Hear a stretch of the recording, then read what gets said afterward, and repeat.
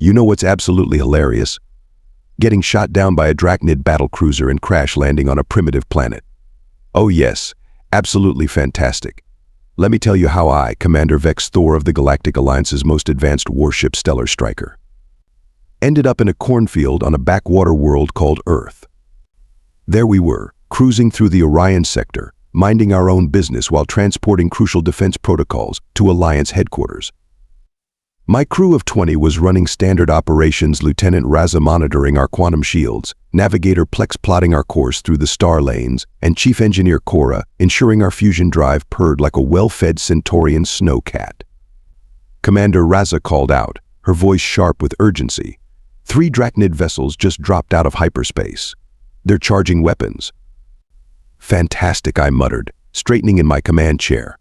Because this day wasn't already perfect enough. The first blast from their ion cannons rocked our ship, sending sparks cascading from the ceiling. Status report, I barked, gripping my armrests as another hit rattled our hull. Shields at 60% and dropping, Raza shouted.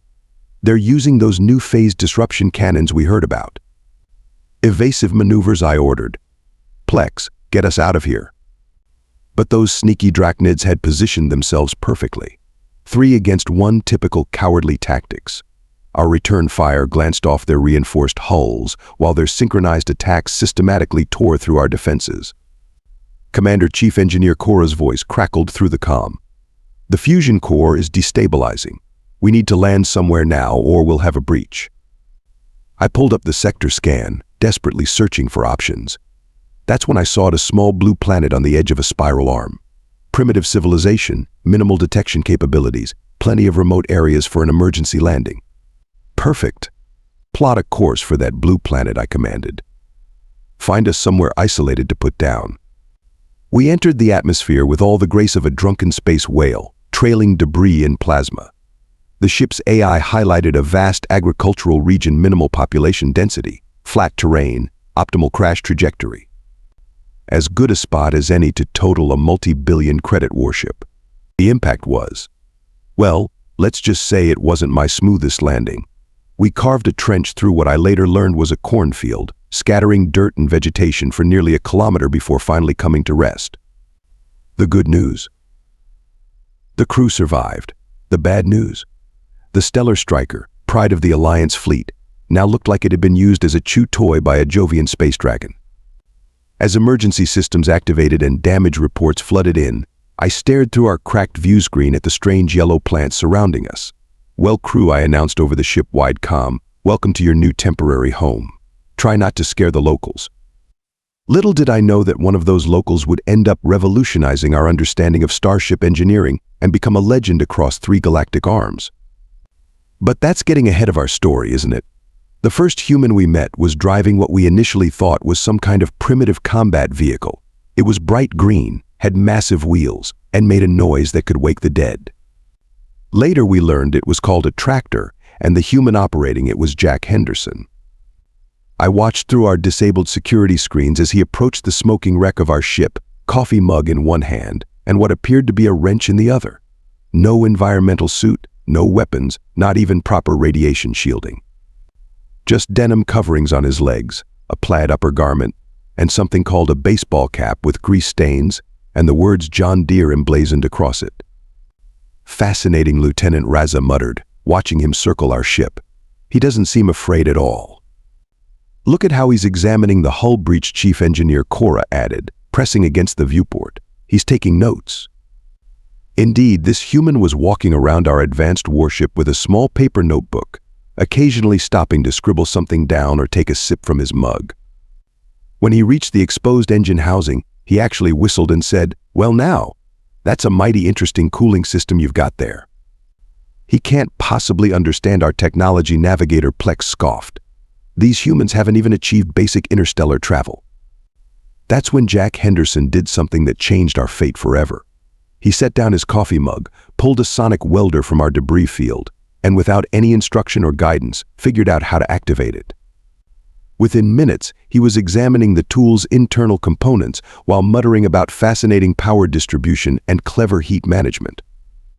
"Impossible," Cora whispered. "It took me 3 weeks of training to master that tool. I made an executive decision. Open the main hatch, I ordered. Let's see what else this human can do. When the hatch hissed open, Jack didn't even flinch. He just looked up, nodded as if meeting aliens was an everyday occurrence, and said, "Why all might want to stabilize that plasma conduit before it ruptures. I reckon I've got some irrigation piping that could work as a temporary bypass." The look on Chief Engineer Cora's face was priceless. Here was a human using primitive Earth terminology to accurately diagnose a critical system failure in our advanced warship, and suggesting a viable solution using local materials. "How did you?" Cora began. Jack shrugged, picking up his coffee mug. "Machines are machines. Don't matter if they're from Earth or wherever we all are from. They all follow the same basic principles. Something's broken, you figure out how it works, then you fix it. Simple as that." "Simple as that," I repeated, trying not to laugh at Cora's bewildered expression. "And I suppose you know how to repair quantum-aligned power matrices too?" Jack scratched his chin thoughtfully. "Well, can't say I've worked on one before, but if you'll let me take a look at your engine room, I'm sure we can figure something out. Might need to stop by my workshop though, and fair warning, my methods might not be what you're used to." Looking at my crew's shocked faces, I realized we had severely underestimated these humans, or at least this particular human, who was now examining our navigation console with the same interest he probably showed his farm equipment. As I watched Jack Henderson pull out his notebook again, I couldn't help but wonder what other surprises did this Earth farmer have in store for us. Have you ever watched a human try to repair a quantum phase inducer with parts from something called a combine harvester? Let me tell you, it's both terrifying and brilliant. Jack Henderson turned our repair bay into what he called a workshop, though it looked more like organized chaos to us. Asked me that thermal coupling, Jack would say, head buried deep in our engine housing. Then before Cora could explain that we didn't have any spare thermal couplings, he'd add, "Never mind, I reckon this radiator hose from my old Ford will do the trick." The first time he suggested using Earth materials to repair our ship, Chief Engineer Cora nearly had a seizure. "You want to use rubber tubing to replace a quantum-grade thermal coupling? That's going to work just fine," Jack finished, already measuring the hose. "See, your fancy coupling does the same thing as this radiator hose, moves hot stuff from point A to point B while handling pressure. We just need to reinforce it with some of that shiny metal you folks use, and it'll hold up better than the original." And by the stars, it did work. Not only did it work, but Jack's modification improved our cooling efficiency by 12%. Cora spent 3 days studying the repair, muttering about elegant simplicity and adaptive engineering. But that was just the beginning. When we needed to repair our shield generator's power distribution system, Jack took one look at the complicated network of energy conduits and said, "Reminds me of my irrigation system during drought season." Next thing we knew, he had rigged up some sort of hybrid system using parts from his barn's solar panels and what he called good old-fashioned car batteries. "You see," he explained to my increasingly amazed crew, "your shield generator works a lot like my electric fence, just with fancier power requirements. It's all about managing energy flow and distribution. Add some capacitors here, a few voltage regulators there, and Bob's your uncle." Navigator Plex raised all 3 of her eyebrows. "Who is Bob, and what does your uncle have to do with shield generators?" Jack just laughed and kept working. The man had a way of making the impossible seem obvious. When our quantum computer core started glitching, he somehow stabilized it using modified components from his gaming console and smartphone. "Processing is processing," he shrugged. "Just had to understand the language it speaks and give it the right translator." Lieutenant Raza started keeping a list of Earth items Jack used to repair our advanced warship. It included 3 tractor radiator hoses, a dozen car batteries, 1 vintage ham radio, several miles of copper wire from his barn, 2 smartphones, parts from something called an Xbox, a microwave oven transformer, various components from old tractors and farming equipment, something he called duct tape, which I'm convinced is actually some kind of magic. The most impressive repair came when we needed to restore our main weapons system. The targeting computer was completely fried, and we had no replacement parts. Jack disappeared into his barn for 2 days and emerged with what he called a makeshift targeting system, cobbled together from his grandson's video game console, 3 old digital cameras, and the guidance computer from his GPS-guided harvester. Your targeting system was overcomplicated anyway, he said, installing his hybrid creation. All it needs to do is track moving objects in space and calculate trajectories. My harvester does pretty much the same thing when it's working the fields, just on a smaller scale. The crew's attitude toward Jack shifted from skepticism to something approaching reverence. They started following him around, watching his every move, taking notes on his repair techniques. Even Cora, our proud chief engineer, began asking Jack's opinion on system optimizations. It's not about having the fanciest equipment, Jack would say, tinkering with yet another impossible repair. It's about understanding the basic principles and not being afraid to try something new. Sometimes the simplest solution is the best one. Looking at our ship now, you wouldn't recognize it as the same vessel that crashed in that cornfield. Jack's modifications and improvements have made it something unique, a hybrid of advanced alien technology and Earth ingenuity.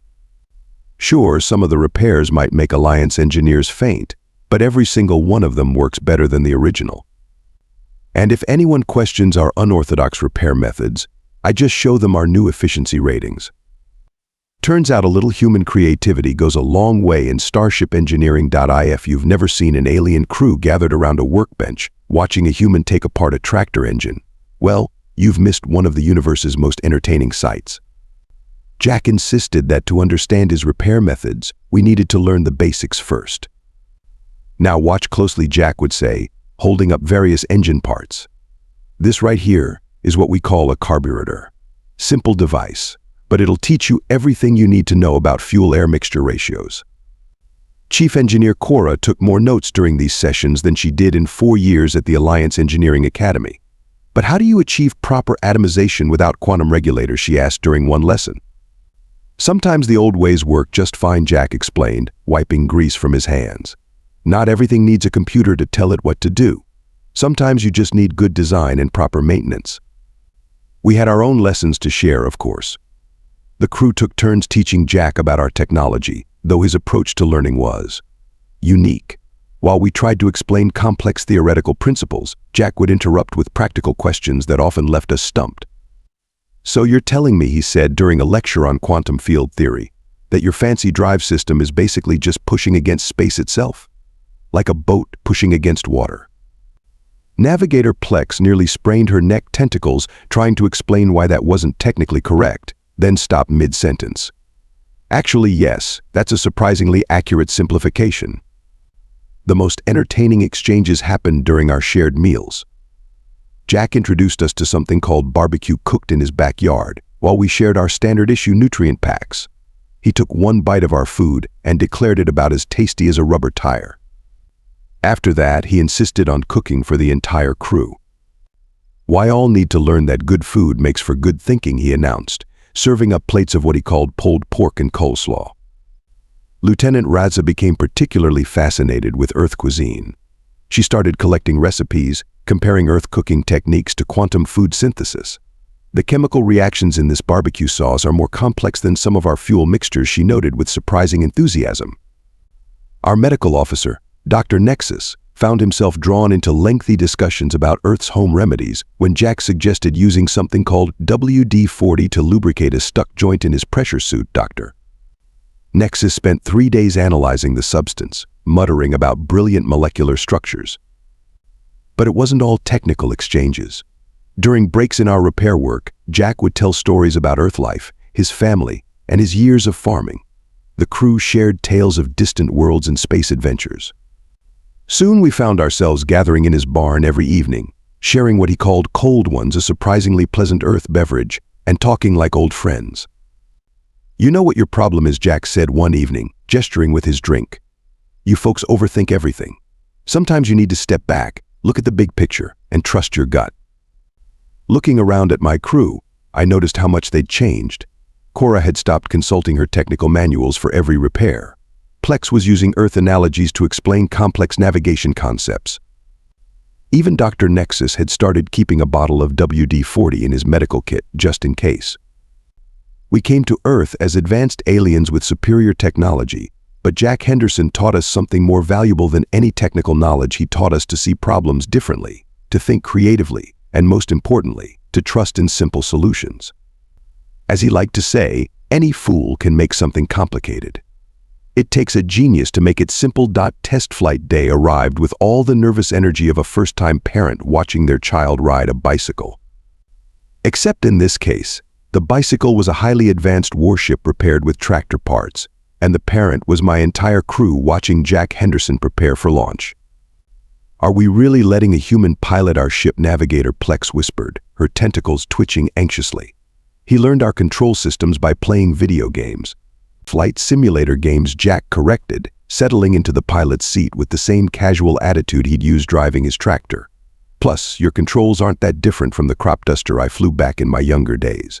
Just more buttons and fewer birds to dodge." Chief Engineer Cora hovered nearby, monitoring every system readout. "The hybrid power core is stable, but these readings, I've never seen patterns like this before." "That's because half your sensors are running through modified smartphone chips," Jack replied, flipping switches with surprising confidence. "They work better this way, trust me."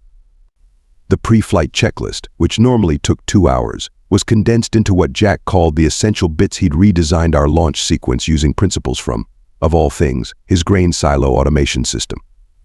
"Running all those extra system checks is like checking your mailbox 10 times before getting the mail," he explained. "Either it's working or it ain't." Lieutenant Raza gripped her console so hard I thought she'd leave dents. "Commander, perhaps we should." "Fire it up," Jack finished, pressing the ignition sequence. Our engines, now a bizarre combination of Alliance technology and Earth engineering, roared to life with a sound that was half quantum resonance, half John Deere tractor. The ship lifted off the ground with all the grace of a dancing elephant. We hovered there, 3 meters above Jack's cornfield, while my crew held their breath. The modified shield generators hummed, creating a bubble of protection that sparkled like morning dew. "Would you look at that?" Jack said proudly, purring like a kitten. He began testing the maneuvering thrusters, which he'd partially rebuilt using hydraulic systems from his barn equipment. The ship responded beautifully, pivoting in place with more precision than it had before the crash. "How are you doing this?" Cora demanded, staring at the performance readings. "These response times are better than factory specifications." Jack shrugged, executing a perfect hover turn that sent shadows dancing across the cornfield below. "Sometimes you need a gentle touch instead of all that fancy automation, like backing up a trailer or herding stubborn cattle." We spent the next hour putting the ship through its paces, testing every system Jack had modified. The weapons targeting system, jury-rigged from farming equipment and gaming consoles, tracked passing birds with deadly accuracy. Our new hybrid shields deflected debris with barely a power fluctuation. When we finally landed, Jack powered down the systems with the same casual confidence he'd shown at takeoff. "Well," he said, standing up from the pilot's seat, "reckon she's ready for space. Just need to make sure we packed enough duct tape for the trip." My crew stared at him in stunned silence. This human farmer had not only repaired our ship but improved it, learned to fly it, and made it all look as easy as driving his tractor. Looking at their faces, I couldn't help but laugh. Anyone else glad we crashed in this particular cornfield? Launch day began like any other morning on Jack's farm, except for the massive warship in his cornfield and the crowd of emotional aliens hugging their human friend goodbye. We'd spent weeks preparing for this moment, though none of us were truly ready to leave. "Now remember," Jack said, handing Cora a toolbox filled with Earth equipment, "if the quantum manifold starts acting up, give it a good whack with this hammer. Sometimes the old methods work best." Lieutenant Raza was practically crying, her crystalline tears forming small puddles. "But what if we need your expertise again? What if something breaks?" "That's why I wrote you this manual," Jack replied, holding up a thick notebook filled with hand-drawn diagrams and what he called country wisdom. The title read "Fixing Space Stuff the Farm Way" by Jack Henderson. We were running through final pre-flight checks when our sensors screamed to life. 3 Drachnid warships dropped out of hyperspace directly above Earth's atmosphere, the same ships that had shot us down months ago. "Well now," Jack drawled, looking at the tactical display. "Looks like those unfriendly fellows found us." "Battle stations," I ordered, but Jack was already moving. He sprinted to his barn, returning moments later with a trailer full of farming equipment. "Commander," he called out, "how quick can we hook up some external mounting brackets to your hull?" I blinked all 4 of my eyes. "What are you planning?" "Those Drachnids want to fight," Jack grinned, patting his fertilizer spreader. Let's show them how we handle pests back on the farm. The next 30 minutes were pure chaos. Under Jack's direction, we mounted modified farm equipment to our hull like some deranged space-worthy Swiss Army knife. His fertilizer spreader, rewired through our weapons systems, became a rapid-fire projectile launcher. The grain auger, combined with our shield technology, transformed into a directed energy beam. You turned my crop sprayer into a what I asked, watching him connect it to our power core. Think of it as a space shotgun, Jack explained. Instead of pesticide, it'll spray a cloud of magnetized metal particles. Should play havoc with their sensors. The Drachnids didn't wait for us to finish our modifications. They opened fire as we lifted off, their energy beams splitting the morning sky. But our hybrid shields, reinforced with Jack's improvements, held strong. Time to show them some Earth hospitality, Jack announced from the weapons station. He triggered the modified fertilizer spreader, launching a barrage of magnetized ball bearings at our attackers. The cloud of metal overwhelmed their shield harmonics, something their fancy systems never expected to encounter. When the lead Drachnid ship tried to circle around us, Jack activated his space shotgun. The crop sprayer unleashed a spray of charged particles that scrambled their targeting systems. Works better than when I use it on potato bugs, he commented. But the real surprise came when a Drachnid vessel got too close. Jack swung our grain auger, turned energy weapon into position, and fired. The beam cut through their shields like a hot knife through butter. How, Cora demanded, staring at the readings. Their shields should have. Simple physics, Jack shrugged. Found the resonant frequency by accident while testing it on my silo. Turns out storing grain and disrupting energy shields ain't so different.